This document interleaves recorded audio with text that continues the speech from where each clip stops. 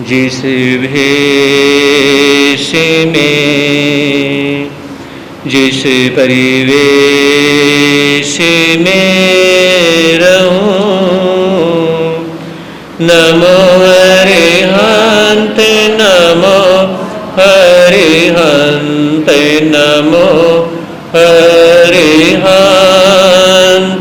कहूं। जिस साने से जिस नाम से जिस जान में रहूं, नमो अरिहंत नमो अरिहंत नमो अरिहंत कहूं। जिस प्यारे से जिस ख्वारे से जिस संसार में रहूं, नमो अरिहंत नमो अरिहंत नमो अरिहंत कहूं। जिस ध्यान से जिस सम्मान से जिस जहान में रहूं, नमो अरिहंत नमो अरिहंत नमो अरिहंत कहूं।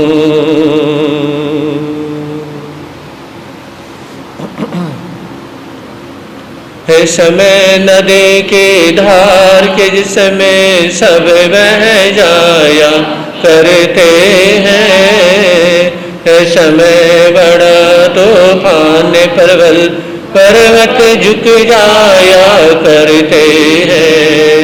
अक्सर दुनिया के लोग समय में चक्कर खाया करते हैं, लेकिन कुछ ऐसे होते जो इतिहास बनाया करते हैं, इतिहास बनाया करते हैं।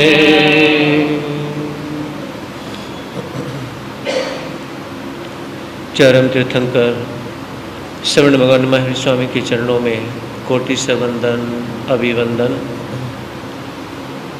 पूज्य गुरुदेव के पावन चरणों में असीम आस्था के साथ कोटि से वंदन अभिवंदन।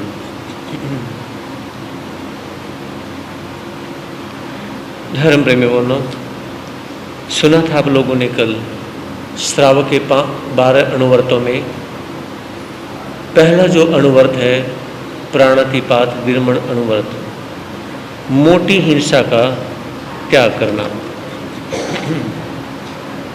श्रावक वो है जो श्रमशील है, विवेकशील है और कर्मशील है। श्रावक उसको कहा जाता है कि जो श्रमशील मेहनत करने वाला है, विवेकशील है। उत्तराधर्म सूत्र में आता है विवेके धम्मे माहिये, जो धर्म है वो आपकी समझ में है। फिर ये भी आता है कि विनय धर्म का मूल है। पहला उत्तराधर्म जो अध्ययन है उत्तराधर्म सूत्र का, विनय श्रुत अध्ययन, उस विनय श्रुत अध्ययन में फरमाया है कि विनय धर्म का मूल है और कहा कि विवेके धम्मे माहिये। तो जो विनय है वो धर्म का मूल है और विवेक क्या है, वो धर्म की शोभा है। अगर धर्म की शोभा बनेगी वो किससे बनेगी, विवेक से बनेगी, और धर्म का मूल विनय है। इसका मतलब ये हुआ कि विनय से विवेक बड़ा होता है। तो प्राणातिपात विरमण अनुवर्त मोटी हिंसा का त्याग करना। अब मोटी हिंसा का त्याग वही इंसान कर सकता है जिसके पास विनय भी है और जिसके पास विवेक भी है। विनय जो झुकता है, जो नमस्कार करता है, तो झुकने वाला, विनय करने वाला, तो उसके पास क्या है, विनय है। और विवेक जिसके पास अपनी समझ है, जैसे पागल खाने में जो मेंटल भर्ती हुए होते हैं, उनके पास अपनी समझ नहीं होती कि मुझे क्या करना है। तो जिस व्यक्ति के पास में खुद की समझ नहीं है कि मुझे क्या करना है, वो व्यक्ति स्टैंड नहीं हो पाता। ऐसे बेटे को अगर पिता उंगली पकड़ के चलाए तो वो कामयाब नहीं हो सकता। ऐसे शिष्य को अगर गुरु ऊपर लेके जाना चाहे तो वो शिष्य भी कामयाब नहीं होता। ऐसा बेटा है, बेटी है या बहू है, कोई भी है, अगर सास ऐसी बहू को आगे लेके जाना चाहे या ऐसी बेटी को माँ आगे लेके जाना चाहे तो बेटी आगे नहीं जा सकती, ना बहू जा सकती, ना शिष्य जा सकता और ना बेटा जा सकता है, क्योंकि अपनी समझने की शक्ति खत्म है। वो तो दूसरे के पैरों पे चल रहे, इसलिए कहते हैं ना कि जो फलाना व्यक्ति है ना वो दूसरे के पैरों पे चलता है। दूसरे के पैरों पे चलने का मतलब वो दूसरे के कहे अनुसार चलता है। जब खुद की समझ नहीं है तो इसका मतलब क्या हुआ? भेड़ और शेर के बच्चों में क्या फर्क है? ये कहते हैं पंचतंत्र संस्कृत के ग्रंथ में कहा कि एक भेड़ 100 बच्चों को जन्म देने के बाद भी डर के रहती है, कहीं जंगल में शेर आ जाए और मेरे बच्चों को ना खा जाए। एक शेरनी एक बच्चे को जन्म देने के बाद भी उसे डर नहीं है। क्यों? क्योंकि उसे कोई छोटा मोटा तो छेड़ भी नहीं सकता है। तो कहने का मेरा तात्पर्य यह है कि जिसके पास अपनी समझ खत्म हो गई है, अब बात आती है सेवा कौन कर सकता है? जिसके पास अपनी समझ है। तपस्या कौन कर सकता है? जिसके पास अपनी समझ है ना? तो सेवा करें, तपस्या करें, विनय करें, विवेक करें, धर्म करें या मंदिर में जाएं, कोई भी कार्य करें। या बाहर से जो गेस्ट आते हैं किसकी सेवा कैसे करनी है तो उसमें उसे पता ही नहीं। बेटे की नई नई शादी हुई थी, बहुत पुरानी बात है, तो उसमें माँ ने कहा कि बेटा अगर आप अपनी पत्नी को लेने जा रहे हो, कोई बुजुर्ग व्यक्ति मिल जाए उसके सामने हाथ जोड़ लेना और उसके पैर छू लेना। कोई बच्चा मिलता है उसके सिर पे हाथ रख देना, उससे प्यार कर लेना। कोई जवान मिल जाता है उससे हाथ मिला लेना और उससे अपना भाई अपना दोस्त समझना, है ना? तो इस तरह से जो जिस उम्र का मिले उसको वैसा ही सम्मान देके चलना। अब बेटे ने माँ के कहे अनुसार करने की कोशिश की, लेकिन बेटे के पास अपना दिमाग नहीं था। अब वो जंगल के रास्ते जब गुजर रहा था तो गुजरते गुजरते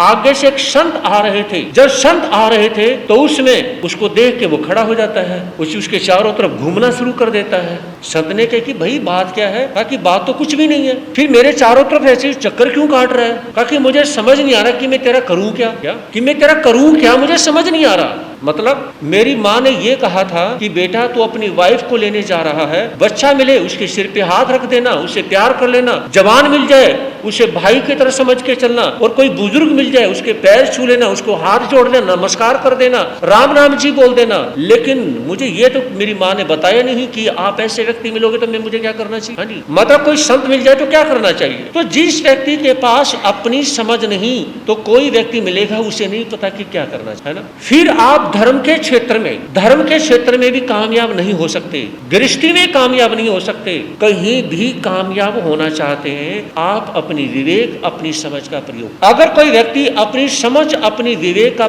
प्रयोग नहीं करता है तो फिर वो ऐसे गुरु की शरण में जाए जो उसे समझाए कि बेटा ये जो कार्य करा ये ऐसे होगा। अगर कोई समझाने वाला नहीं है ना, और खुद समझ नहीं आता तो ऐसे व्यक्ति का कल्याण नहीं होता है। प्राणातिपात विरमण अनुवर्त, तो उसमें कहा कि मोटी हिंसा का त्याग करना।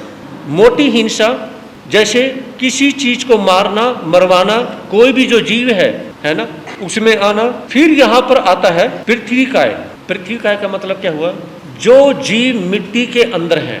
अब मिट्टी के जीव आपको दिखाई नहीं देंगे, तो जब हम ऐसा कार्य करते हैं जो मिट्टी का कार्य करते हैं, जैसे घड़े बनाने का काम करना, है ना, तो उसमें क्या होता है? प्राणातिपात विरमण, यानी कि वो व्रत भंग हो जाता है। क्योंकि जब घड़े बनाए जाते हैं तो मिट्टी के अंदर कितने जीव होते हैं? अनगिनत जीव होते हैं। उस अनगिनत जीव के अंदर आपको पता है कि पानी के अंदर सूक्ष्म जीव है। अब पानी और मिट्टी को दोनों मिलाएगा कौन? कुम्हार मिलाएगा, और दोनों को मिलाएगा, उनको यानी कि तैयार करेगा, तब जाके क्या बनेगा? फिर इसको चरखे पे घुमाएगा तो मटका तैयार होगा, फिर इसको पकाया जाएगा। तो यहाँ पे पृथ्वी काय मतलब मिट्टी और उसके बाद में पानी का प्रयोग हो रहा है। तो इसमें यह कहा गया अब काय, तो जो पानी है दोनों को मिलाने के बाद में घड़े तैयार करना, ईंटों का कार्य करना, तो उसमें क्या है? बहुत बहुत मोटा दोष लगता है। जहाँ घड़े बनाए जाते हैं, ईंट तैयार की जाती है, उसमें दोष लगता है। तो इसमें कहा कि हम जितना बच सकते हैं उतना बचें। फिर आता है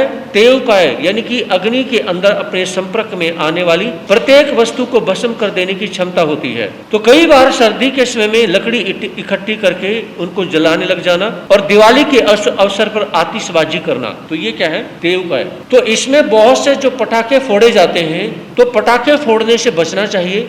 और बहुत सारी लकड़ियां जब हम ऐसे जलाते हैं, सर्दी में ऐसे फूंकते रहते हैं, जलाते रहते हैं, तो उसमें बहुत मोटी हिंसा हमारे पल्ले बनती है। अपने बच्चों को कहें कि बेटा अगर आप पटाखे नहीं जलाएंगे तो अब की बार आपको एक पैंट शर्ट अच्छी सी ड्रेस ला के दी जाएगी या आपको शूज ला करके दिए जाएंगे। तो अपने बच्चों को क्या है, थोड़ा सा लालच दें कि आपको ये चीज ला के देंगे, तो बच्चा उस लालच में क्या है, छोड़ सकता है। अब की बार जो बच्चे बैठे हुए हैं, कौन कौन बच्चा है जो पटाखे नहीं जलाएंगे? जलाओगे? दिवाली पे मिठाई खाना छोड़ सकते हैं, लेकिन मिठाई खाने पटाखे जलाने? बच्चे सोच रहे हैं कि मिठाई तो बाद में भी खा लेंगे, मम्मी घर में हलवा बना देगी सूजी का, है ना, और चीजें। बच्चों, पटाखे जलाने से क्या है, जो हवा के अंदर बहुत सारे जीव हैं, और कई बार हम पटाखे क्या है इतने ज्यादा ईगो में जलाते हैं कि हाथ में लेके ऐसे फेंकते हैं, है ना, और वो कई बार फेंकने से पहले ही हाथ में भटक जाता है। तो कौन कौन बच्चा है जो पटाखे नहीं जलाएगा?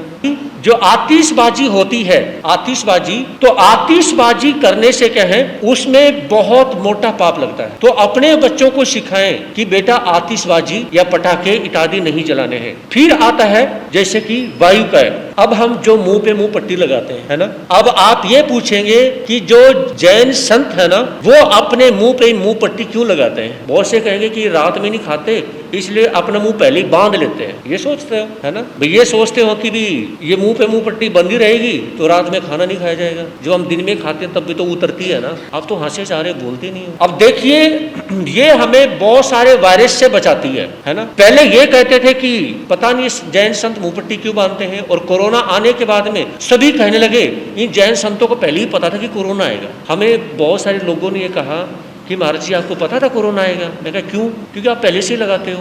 आप पहले से ही लगाते हो, इसका मतलब आपको पता था कि कोरोना आएगा। भगवान महावीर ने अपने समय में 2610 साल पहले ये कहा कि आप हर किसी से थोड़ा सा डिस्टेंस बना करके रखें। ये आज की बात नहीं, 2610 साल पहले भगवान महावीर ने कहा कि आप थोड़ा सा क्या है, डिस्टेंस बना करके रखें, क्योंकि किस व्यक्ति के पास में कितने ज्यादा वायरस हैं कुछ नहीं कह सकते हैं। समझ रहे? अभी आप बिल्कुल ठीक हैं फिर भी आपके पास वायरस है। समझ रहे हो? आप बिल्कुल ठीक हैं फिर भी वायरस है। उसका कैसे?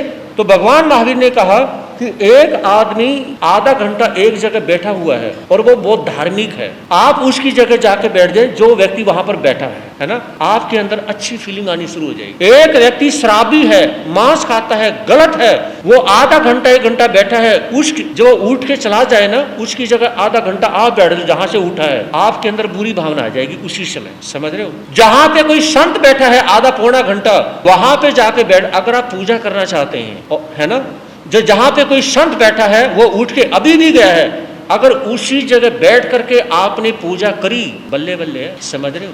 जहां पे संत बैठा हुआ है अगर उसी जगह आपने बैठ करके माला फेरी, एक माला में इतना प्रॉफिट है कि दिन 10 माला फेरने से भी प्रॉफिट नहीं होगा, क्योंकि उस संत ने उस जगह के वायरस, उस जगह की नेगेटिविटी, वो चीजें खत्म कर दी है। जैसे गाय के बारे में कहा जाता है कि गाय के अंदर 33 करोड़ देवी देवताओं का निवास है। समझे नहीं? तो इसी तरह से जहां संत निवास करते हैं, जहां बैठे हैं, वहां पर बैठ करके पूजा कर लें। कभी मौका मिल जाए, कोई जमीन पे संत बैठे हुए हैं और उठे हैं, वहां पर बैठिए और आप क्या है, चाहे आप 10 बार या 5 मिनट के लिए पूजा पाठ करें, कर लें, मजा आ जाएगा। तो यहाँ पे कहा कि ये जो मुख वस्त्रिका है, ये हमें याद दिलाती है किस चीज की? हमें अपने 8 कर्मों को काटना है। वायु काय, काय का मतलब शरीर, वायु मतलब हवा का शरीर, जो हवा के अंदर जीव है। तो ये हमें याद दिलाती है कि हवा के अंदर जीव है। बहुत से व्यक्ति क्या करते हैं, जैसे आप भी जब छोटे हो गए, मैं भी जब बच्चों की तरह जब छोटा सा था, तो हमारे सर बोलते थे कि बेटा तुम बुक को ऐसे नीचे लेकर क्यों पढ़ते हो? मैंने कहा सर क्यों नहीं पढ़ना चाहिए? बेटा ऐसे थोड़ी पढ़ते, किताब पढ़नी होती है, सामने रखो। सर ऐसे क्यों पढ़ना चाहिए? यहाँ लेके क्यों नहीं पढ़ना चाहिए? बेटा यहाँ लेके पढ़ोगे तो तुम्हारी जूठन किताब के ऊपर गिरेगी, और यहाँ लेके पढ़ोगे तो तुम्हारी जूठन किताब के ऊपर, जब बोलते बोलते ना, तो कोई छींटा या जूठन गिर जाती है तो वो नहीं गिरेगी। बात बहुत अच्छी लगी। दूसरी बात, जो मुंह पट्टी होती है इसमें जो आठ तय होती है तो हमें अपने कर्म काटने के लिए हमें शिक्षा देती है। तीसरी बात, हमें यह मुंह पट्टी शिक्षा देती है कि बोलते समय थोड़ा सा सोच लेना। क्या? बोलते समय थोड़ा सा सोच लेना। नंबर 4, जैसे कि कोरोना के अंदर जो मास्क लगाया गया वो इसलिए लगाया गया कि हमारे हाथ पे कहीं वायरस लग गया है तो हम डायरेक्ट अपने मुंह पे नहीं लगा सकते, है ना। हमारे अंदर वायरस ना जाए तो वो कहीं पे हाथ लगा है तो मुंह पे मुंह पट्टी लगी है तो वो वायरस हमारे अंदर नहीं जा सकता। तो ये हमारे जो मुंह पट्टी है हमें विवेकशील बनाती है, हमें विनयशील बनाती है। तो ये हमें शिक्षा देती है कि बोलने में विवेक रखो, बोलने में शिष्टाचार का पालन करो, समझ के बोलो, देख के बोलो, देख के आगे सामने कौन है, बच्चा है प्यार करो, बूढ़ा है सम्मान करो। तो ये जो एक मुंह पट्टी है हमें इतनी शिक्षाएं देती है। अब आपको पता लग गया कि हमें मुंह पट्टी लगाने का हमारा औचित्य, हमारा मतलब क्या है। अब आगे आता है वनस्पति काय। वनस्पति काय हमारे देश के एक साइंटिस्ट हुए हैं डॉक्टर जगदीश चंद्र बसु। उनसे पहले कोई भी वनस्पति में जीव नहीं मानता, यहाँ तक अमेरिका के साइंटिस्ट भी नहीं मानते थे। लेकिन डॉक्टर जगदीश चंद्र बसु ने, है ना, उसमें 60-70 साल पहले जब उन्हें जैन धर्म से सुना कि हर चीज के अंदर जीव है, उन्होंने विचार किया हर चीज में जीव है। भगवान महावीर ने कहा इसको सिद्ध करना चाहिए, हर चीज में जीव कैसे हो सकता है। तो उसने सूक्ष्मदर्शी और इनका जब रिसर्च किया गया तो कहा कि इसमें जीव है। आप जब मार्केट से सेब लेके आते हो ना, सेब लेके आते हो, आते ही सेब उसको सूक्ष्मदर्शी के नीचे रख के देखना कितने छोटे छोटे चलते मिलेंगे उसके ऊपर। फिर आप कहोगे कि महाराज जी मार्केट से सेब लेके आए थे, वो खाई थी, फिर भी पता नहीं क्यों बीमार पड़ गए। इसलिए ये कहा जाता है कि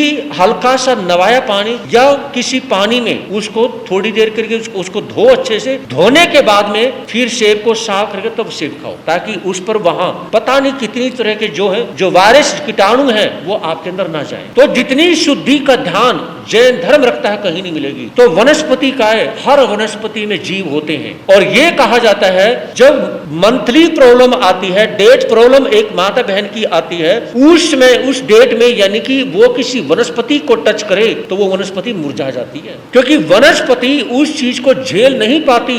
उसमें उनके पास में जो लिमिट से ज्यादा बहुत हाई जो वायरस होते हैं उसमें क्या वनस्पति उसमें झेल नहीं पाती। तो इसलिए उसमें किसी वनस्पति को इसलिए टच नहीं किया जाता है। क्या कि वनस्पति जो चीजें हैं, बहुत सारी ऐसी वनस्पति की चीजें हैं। बहुत से लोग क्या करेंगे, पार्क में घूमने के लिए जाएंगे और फूल पत्ते तोड़े, सूंघे और चलते चलते फेंक दिया, है ना। अब आपके एक बार नाक पे लगाने के लिए वो फूल तोड़ना था, विचार करने की बात है। आपने जो फूल डाली से तोड़ा है, एक बार नाक पे लगा के और आपने फेंक दिया, क्यों? आपका नाक कुछ ज्यादा अच्छा है उस फूल से, सारा दिन जुकाम हो जाता, पता नहीं कितनी बार साफ करना पड़ता है ना। लेकिन फूल क्या है, फूल मतलब यानी कि फूल की वैल्यू आपने खत्म कर दी, है ना।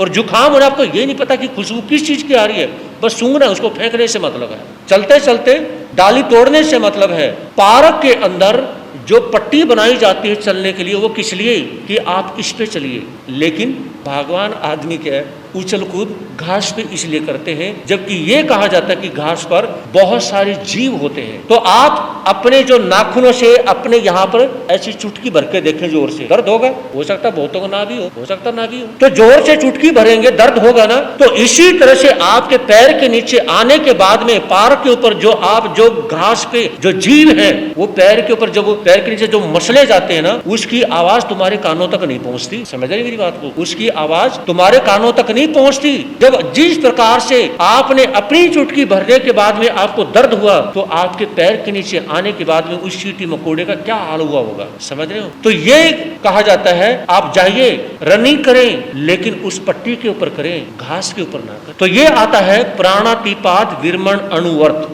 और अब दूसरा अणुवर्त आता है सतूल मिर्सावाद विरमणवर्त। सतूल मोटा, मिर्सा झूठ, मोटे झूठ से क्या करना है, कैसे झूठ का क्या करना है, मोटे झूठ का क्या करना है। इसका मतलब आपके मन में एक सवाल पैदा होगा, क्या हम छोटे छोटे झूठ बोल सकते हैं? बोल सकते हो, छोटे छोटे झूठ बोल सकते हो, लेकिन वो कमाई करते समय घोड़ा घास से यारी करेगा तो बोलोगे नहीं क्या? घोड़ा घास से यारी करेगा तो खाएगा क्या? तो इसलिए कहा, अब कितने खुश हो गए, सारे खुश हो गए, है ना। तो ये कहा कि आप मोटा झूठ नहीं बोल सकते, लेकिन छोटा झूठ भी नहीं बोल सकते किसी की इंसल्ट करने के लिए, है ना, किसी का कुछ नुकसान करने के लिए आप छोटा झूठ भी नहीं बोल सकते। आपने अपना बिजनेस चलाना है, कमाई चलानी है, वहां पर आप छोटा झूठ बोल सकते हैं। जैसे जो अंगूठी पहनते हैं, है ना, डायमंड है, माणिक है, पन्ना है, मोती है ना, या और पुखराज है, ये जो है 2-2 हजार की जो पुखराज है वो 20-20 हजार में बेच देते हैं। कितना मोटा झूठ, आपको तो नॉलेज ही नहीं है। और चाइनीज ऐसी चीजें आती हैं कि 2-3 हजार की, यानी कि बहुत से लोग हमारे पास आते भी हैं, ओके, कि महाराज जी हम 2-3 हजार का चाइनीज यानी कि मूंगा लेके आए, इतना लेके आए, उनको 15-20 हजार में भी बेच देते हैं। झूठ है तो सतूल मिर्सावाद विरमण व्रत, इतना मोटा झूठ ना बोलिए कि किसी की आत्मा दुख जाए।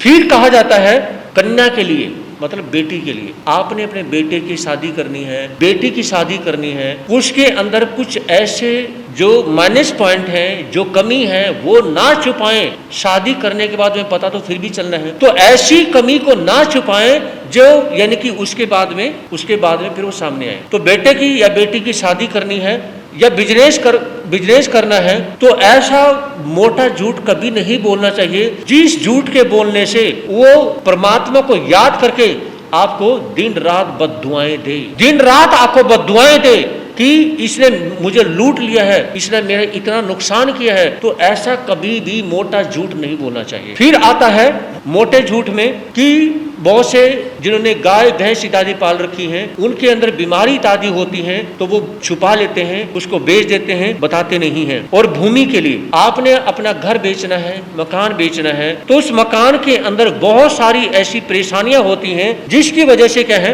उनको यानी कि छुपा करके वो चीजें प्रॉपर्टी को बेच देना, तो वो किस में आता है?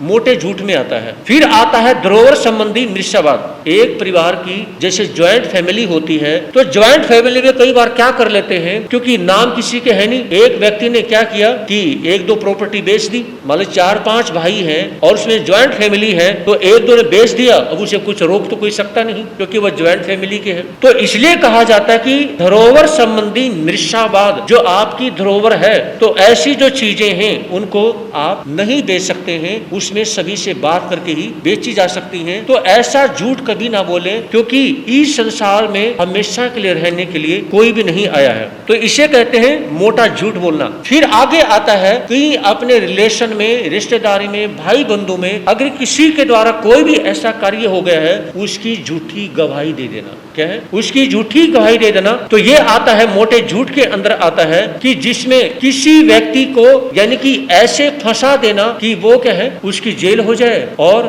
अपने किसी सगे संबंधी को बचा लेना। आप दूसरे की अपने को बचा ले, लेकिन अपने किसी सगे संबंधी को, लेकिन ये कहा जाता है कि ऐसा झूठ में फंसा करके किसी के साथ ऐसा गलत कार्य नहीं करना चाहिए। तो शतुल मिथ्यावाद में आगे आता है क्रोध, मान, माया और लोभ। ये कभी भी जो है नहीं बोलने चाहिए, नहीं करने चाहिए।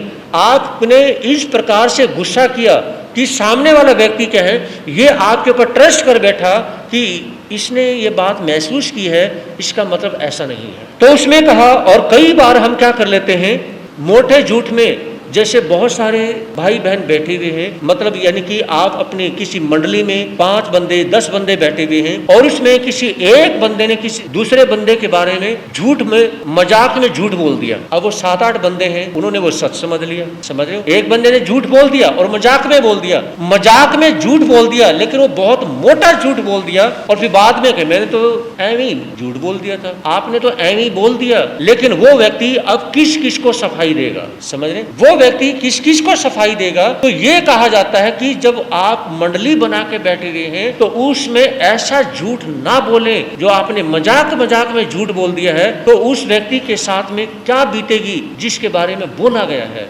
लोग कहेंगे कि इससे ये गलती हुई, जबकि आपने बोला मजाक में, और जब तक वो बात यानी कि सभी तक पहुंचेगी, वो इंसान अंदर से टूट चुका होगा, कितना ज्यादा परेशान होगा, हो सकता है कि वो वहां से कहीं अन्यत्र जाने के लिए मजबूर हो जाए। तो यहाँ पे कहा कि ऐसा मोटा झूठ मत बोलिए। अब फिर आता है किसी को भय दिखा करके झूठ ना बोले। जैसे चोर है, डाकू है, लुटेरे हैं, वो किसी के दुकान पे यानी फिरौती के मांगना, या कई बार भय दिखा देना, या किसी को पिस्टल लगा करके भय दिखा देना, या कई बार क्या करते हैं हम अपने छोटे से बच्चे को भी झूठ बोल देते हैं, या तो तू मेरी बात को मान ले और नहीं तो रात में क्या है भूत आएगा और तेरी पिटाई करेगा, ये करेंगे। तो एक पेड़ से मम्मी पापा ने वो बात तो बहुत सिंपल बोली है, समझ रहे, बात तो सिंपल है, लेकिन वो बात बहुत बहुत बड़ी बात है। क्योंकि ऐसे छोटी एज में अब 2 साल 3 साल के बच्चे को बात बोलनी शुरू की और 5-6 साल के बच्चे तक बोलते रहे,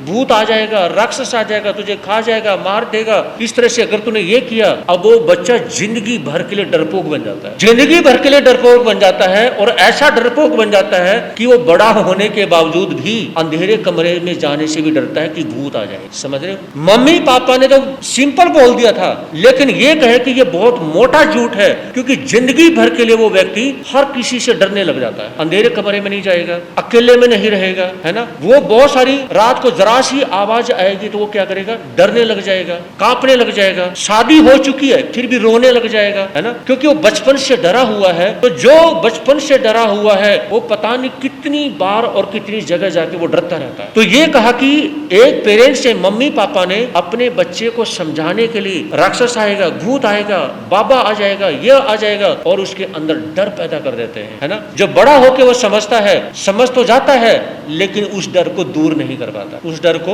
दूर नहीं कर पाता है और हमेशा के लिए वो डरपोक बन के रह जाता है। तो ये कहा कि ऐसे कभी भी ना बोले कि चोर आएगा तुझे उठा के लेके जाएगा। अपने बच्चे को समझाने के लिए कभी भी गलत बातें ना बोले। तो महापुरुषों ने कहा कि अगर आप इस प्रकार की गलत बातें बोलते हैं तो ये बहुत मोटे झूठ में आ जाता है। और मोटा झूठ बोलने का मतलब है कि हम अपनी जिंदगी में पाप कर लेते हैं। अब देखिए, अब कितनी सारी बातें आप लोगों ने सुनी और तकरीबन आप सभी ऐसी। फिर आता है लज्जा के वशभूत। लज्जा को नारी का भूषण कहा जाता है, परंतु इसका अर्थ ये कदापि नहीं कि पुरुष निर्लज्ज होते हैं। लज्जा तो मानव जीवन का वह गुण है, इसे देवता प्रदान कर सकता है। हमारे जीवन में कई ऐसे पहलू जिसको हम दूसरों के सामने प्रकट नहीं करते हैं। तो इसमें कहा कि लज्जा के वशीभूत होकर के। अब ये कहा जाता है कि लज्जा जो है वो नारी का सबसे बड़ा गुण माना जाता है, लेकिन ऐसा तो नहीं कि पुरुष के पास लज्जा से मतलब शर्म नहीं है। हमारे 10वें कालिक सूत्र में भगवान महावीर ने कहा कि लज्जा है तो सब कुछ है। क्या कहा? लज्जा है तो सब कुछ है, और लज्जा नहीं तो कुछ भी नहीं। अगर किसी के पास में अब शर्म नहीं है तो ये कहा कि आप आज के समय में आप कुछ भी दान करो या ना करो, हाँ जी, समझ रहे हैं। आप ब्लड डोनेशन, पैसे का दान, है ना, आइज का दान, बहुत सारे दान हैं, वो आप दान करो या ना करो, लेकिन एक बात का अवश्य दान करो, शर्म दान करो। किसी का गलत करते समय शर्म करो, शर्म का दान करो। तो मेरे महावीर ने कहा, भगवान महावीर 10वें का एक सूत्र में फरमाते हैं, उस शास्त्र में फरमाते हैं, जिस व्यक्ति ने शर्म को खत्म कर दिया तो समझो उसने अपनी जिंदगी में से सब कुछ खत्म कर दिया। क्योंकि अब वो चोर भी बन सकता है, शर्म खत्म होगी, वो चोर भी बन जाएगा, वो बेईमान भी बन जाएगा, है ना, वो लुटेरा डाकू भी बन जाएगा, वो लालची भी बन जाएगा, समझ रहे, वो क्रोधी भी बन जाएगा, वो घमंडी भी बन जाएगा, वो लोभी भी बन जाएगा, है ना, वो मायाचार भी करेगा, वो किसी की बेइज्जती भी करेगा, वो किसी के साथ में खुद नहीं करेगा, वो दूसरे से करवा देगा। तो ये कहा कि अगर आपने किसी के प्रति शर्म खत्म कर दी है तो आपने सब कुछ खत्म कर दिया है। और आपके पास और बहुत सारे माइनस पॉइंट हैं, लेकिन आपके पास में एक प्लस पॉइंट है, वो है शर्म। किसी के साथ गलत करते समय आप शर्म करते हैं। तभी तो हम कहते हैं कि इंसान चाहे और लाख बुराई कर ले, लेकिन इंसान को कभी बेशर्म नहीं होना चाहिए। बेशर्म वर्ड हम कभी शेर, चीता, भेड़िया, बिल्ली, कुत्ता किसी के लिए यूज नहीं करेंगे। हाँ जी, आप मेरी बात समझ रहे हैं। बेशर्म जो वर्ड है वो हम किस दुनिया में किसी के लिए यूज नहीं करेंगे, सिर्फ इंसान के लिए यूज होता है बेशर्म वर्ड, बाकी किसी के लिए यूज नहीं होता। तो भाई दिमाग में बात आई है, किसी के लिए यूज नहीं होता ये वर्ड, किसी के लिए भी यूज नहीं होता। चाहे बंदर है, कौवा है, चिड़िया है, तोता है, कबूतर है, किसी के लिए यूज ही नहीं होता, समझ रहे। वो जो मर्जी करे, जैसा मर्जी करे, कौवा चाहे मांस खाए, है ना, मांस खाने वाले जीव हैं, जानवर हैं, जो भी हैं, हम उनके लिए बेशर्म वर्ड यूज नहीं करेंगे, नहीं यूज करेंगे। लेकिन बेशर्म जो वर्ड है वो सिर्फ किसके लिए यूज होता है? इंसान के लिए यूज होता है। तो यहाँ पे ये कहा है कि लज्जा का ध्यान रखना मतलब शर्म दान करना। तो यहाँ पे फरमाया है कि ऐसा कोई झूठ नहीं बोलना, प्रसंग आने पर किसी भी विवेकशील के कारण किसी को ऐसा झूठ ना बोले कि वो व्यक्ति अपनी शर्म खत्म करने के लिए मजबूर हो जाए। आपने झूठ बोल दी शर्म खत्म करके, तो सामने वाला व्यक्ति आपसे भी बड़ी ज्यादा लिमिट में शर्म खत्म करेगा और आपके साथ बुरा करने के लिए तैयार हो जाएगा। इसलिए महापुरुष ये कहते हैं, इस संसार में अगर दान करना है तो सबसे बड़ा दान क्या करो? शर्म दान करो। जो व्यक्ति शर्म का दान करेगा वो ब्लड डोनेट कर सकता है। ब्लड डोनेट करने वाला शर्म का दान नहीं करेगा।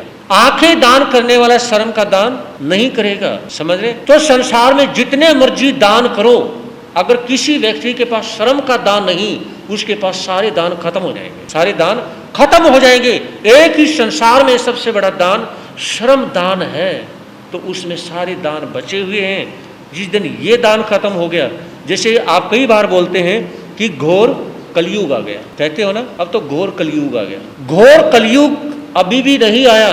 देखिए, अगर घोर कलयुग होता, सिर्फ ओनली वन कलयुग होता, तो आप लोग कथा क्यों सुनते? आप लोग प्रवचन में क्यों आते? या आप लोग अच्छे कार्य क्यों करते? आप जितने भी बैठे गए हैं सारे धार्मिक हैं, धार्मिक प्रवृत्ति के हैं, तो आप ये नहीं कह सकते कि घोर कलयुग है। घोर कलयुग तो बहुत टाइम के बाद आएगा, अभी तो घोर कलयुग नहीं। आज भी सच्चाई है, आज भी पुण्य है, आज भी धर्म है, आज भी अच्छाई है। भले ही आप दशरथ यानी कि दशहरे पे क्या है, बुराई पर अच्छाई के बारे में रावण को जलाते हो, लेकिन आज भी क्या है, आज भी अच्छाई है। तो हमने ये विचार करना है कि आइए हम सबसे पहले शर्म का दान करते हैं, ताकि हमारे सारे के सारे दान बचे रहेंगे। जिस दान को हमने छोड़ दिया है वो दान हमारे पास आ जाएगा। तो ये महापुरुषों ने नई चीज हमें दी है कि मोटा झूठ ना बोले। तो कभी भी कहें मोटा झूठ नहीं बोलना है। मंगलम साउ मंगलम केवली प्रणंतो दम मंगलम चत्तारी लोगतमारी अंता लोगतमा सिद्धा लोगतमा साउ लोगतमा केवली प्रणंतो दम लोगतमा चत्तारी शरणम पवेजामि अरियंते शरणम पवेजामि सिद्धे शरणम पवेजामि साउ शरणम पवेजामि केवली प्रणंतो धमो शरणम पवेजामि अरियंतो का शरण, सिद्धों का शरण, साधु का शरण, दयाधर्म का शरण, ये चार शरण दुख और न शरणा कोई, जो वह प्राणी करे आचरण, उसे अजर अमर पद उसका सदा ही